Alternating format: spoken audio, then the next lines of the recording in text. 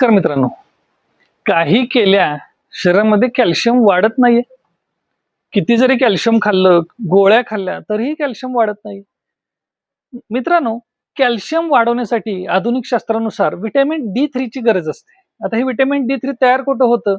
तर आता एक तुम्हाला गंमत सांगतो.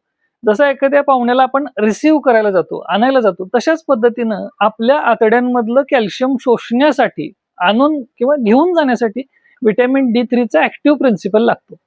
आता हे व्हिटॅमिन D3 शरीरामध्ये तयार होतं ते आपल्या त्वचेखाली. निसर्गानं हे अतिशय उत्तम केलेलं आहे. कोवळ्या उन्हात जर 20 मिनिटं आपण बसलो तर हे व्हिटॅमिन D3 आपोआपच तयार होतं आणि हे तयार झालेले व्हिटॅमिन D3 आपल्याला पुरेसं होतं आणि कॅल्शियम शरीरातलं वाढतं. तर सध्याची जी लाईफस्टाईल आहे त्याच्यामुळे उन्हात न जाणे, कधी कधी काही अपार्टमेंटमध्ये सूर्यप्रकाशच येत नसतो, तर अशा गोष्टींमुळे हा सगळा त्रास होतो.